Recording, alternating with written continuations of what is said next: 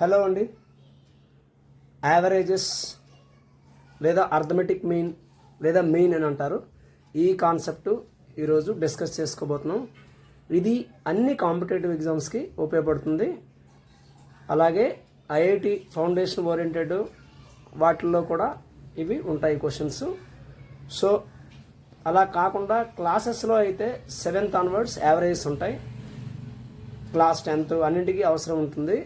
ఈ కాన్సెప్ట్ జాగ్రత్తగా వినండి. యావరేజ్ అంటే మీన్ అన్న యావరేజ్ అన్న ఎక్స్ బార్తో చెప్తాం. Some of the quantities by number of quantities. Quantities అన్నా అబ్జర్వేషన్స్ అన్నా మెజర్స్ అన్నా ఏదన్నా ఒకటే పదం. Some of the observations by number of observations. x1 x2 x3 etcetera xn n quantities ఉంటే అవి నెంబర్ ఆఫ్ క్వాంటిటీస్ కాబట్టి వాటి యొక్క మీన్ ఏమవుతుందంటే x1 + x2 + x3 + etcetera + xn / n. Average unit is same unit as quantities. Average unit is same as quantities. Quantities ఏ యూనిట్లో ఉంటే అదే. ఇప్పుడు సపోజు డిస్టెన్స్ యూనిట్స్ కిలోమీటర్ చెప్పాం. ఒకటి 5 కిలోమీటరు, ఇంకోటి 3 కిలోమీటర్స్. వాటి యావరేజ్ అనుకోండి 5 + 3/2 వేస్తే 8/2 అంటే 4 కిలోమీటర్స్. దాని యావరేజ్ కూడా సేమ్ యూనిట్ ఉంటుంది. మీకు ఎగ్జాంపుల్ అలా ఇస్తున్నాను అనమాట. ఇక్కడ మీకు ఇలాంటివి కాకుండా పర్టికులర్లీ బ్యాంక్ టెస్ట్లకి కాంపిటేటివ్ ఎగ్జామ్స్కి ఇవి వచ్చాయన్నమాట. పర్టికులర్లీ మ్యాథ్స్ వాళ్ళకి ప్రాబ్లం ఏముండదు, కానీ నాన్ మ్యాథ్స్ వాళ్ళకి అయితే ఈ ఫార్ములాస్ తెలుగులో ఎక్స్ప్లెనేషన్ మీకు చాలా అవసరం పడుతుంది. చిన్నపిల్లలకు కూడా చాలా బాగా యూజ్ అవుతాయి అన్నమాట. IIT foundation oriented. A person travels some distance with a speed v1 and the remaining with speed v2. Then average speed 2v1 v2 / v1 + v2. నేను ఫస్ట్ ఆఫ్ ఆల్ అన్ని ఫార్ములాస్ ఎక్స్ప్లెనేషన్ ఇస్తాను. తర్వాత sum wise, topic వైజ్గా, question వైజ్గా different models ఇస్తాను అనమాట. Next, in one group for n quantities mean x1 bar and in another group for n2 observations mean x2 bar. Then combined average n1 x1 bar plus n2 x2 bar by n1 plus n2. Suppose 20 మంది student యొక్క average age 30. Suppose 20 మంది people, students కాదు, 20 మంది people average age 30 అయితే, మరొక 10 మంది people యొక్క average age 40 అయితే, వాళ్ళు మొత్తం కలిపి 30 మంది యావరేజ్ కట్టమనేటప్పుడు అలాంటి ఫార్ములాస్ ఇది ఉపయోగపడుతుంది. సమ్స్ చెప్పేటప్పుడు నేను మీకు క్లియర్గా ఎక్స్ప్లెనేషన్ ఇస్తాను. For n observations x1 x2 x3 etcetera xn, if one observation copied wrongly xw కింద రాసుకుంటే instead of correct observation xc, then correct mean. ఇదేంటంటే కరెక్ట్ మీన్ ఫైండ్ అవుట్ చేయడానికి xc bar. Sum of observations minus wrong observation plus correct observation by number of observations. అబ్జర్వేషన్ బదులుగా షార్ట్ కట్లో OBJ అని రాశాను. మీరు అబ్జర్వేషన్ని ఫుల్గా రాసుకోండి. xc బార్ అంటారు. కరెక్ట్ అబ్జర్వేషన్ మీన్ అనమాట.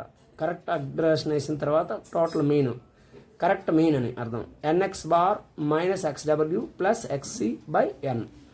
అలాగే మీన్ ఆఫ్ గ్రూప్ డేటా చూడండి. మీన్ ఆఫ్ గ్రూప్ డేటా ఇది క్లాస్ 10thలో ఇటువంటి వాటికి సంబంధించి ఉన్నాయి సమ్ములు.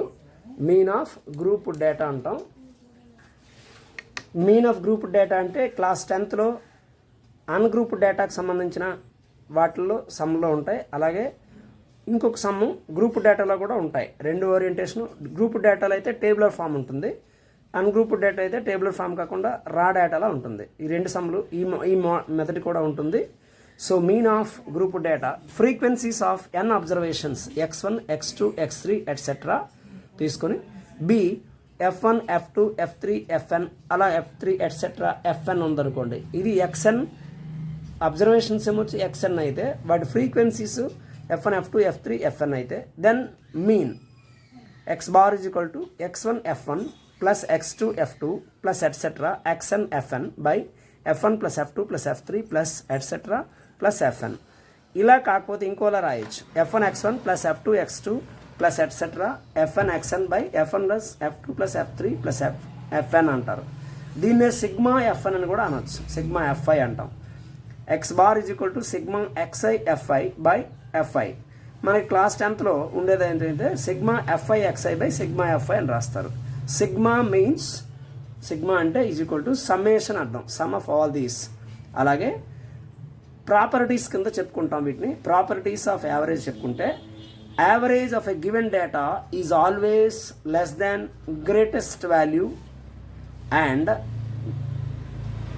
చూడండి యావరేజ్ అనేది ఎప్పుడు కూడా లెస్ దాన్ గ్రేటెస్ట్ వాల్యూ, అలాగే గ్రేటర్ దాన్ స్మాలెస్ట్ వాల్యూ. ఇచ్చిన వాల్యూ ఇప్పుడు సపోజు నేను ఒక ఎగ్జాంపుల్ తీసుకుంటున్నాను.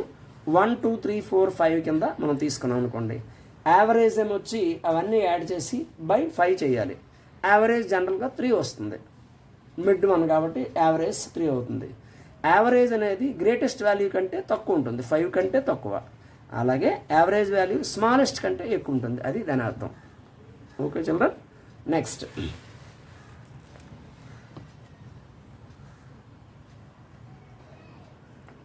ఇంకా ప్రాపర్టీస్లో భాగంగా if one observation is 0 given 0 will be included while calculating average. మనం ఇచ్చిన అబ్జర్వేషన్లో సపోజ్ క్రికెటర్స్ కొంతమంది యావరేజ్ కట్టమంటే ఒక రోజున ఆయన ఆడిన ఇన్నింగ్స్లో ఒక 3 రోజుల ఆటలో 0 ఇన్నింగ్స్ ఉండొచ్చు. ఒక క్రికెట్ మ్యాచ్లో వన్డే ఇంటర్నేషనల్ ఒక 5 మ్యాచెస్ ఉన్నాయనుకోండి. 5 మ్యాచెస్లో ఒకసారి 0, ఇంకోసారి 100, ఇంకోసారి 50 ఇలా ఉన్నాయనుకోండి. 3 మ్యాచ్ల్లో ఇలా అంటే 3 యావరేజ్ కట్టేటప్పుడు 0 + 50 + 100 3 యాడ్ చేసి బై 3 చేస్తాం. జనరల్గా ఏమనుకుంటుంటే 0 కదా అది కన్సిడర్ చేయకుండా ఉండాలనుకుని బై 2 వేస్తే రాంగ్ చేసినట్టు లెక్క. 0 + 50 + 100 150 బై 3 అవుతుంది. సో యావరేజ్ 50 అవుతుంది అన్నమాట. ఎందుకని 3 5s are 15 కాబట్టి, అంటే 350s అయితే 150 అవుతుంది. 150 యావరేజ్ అవుతుంది.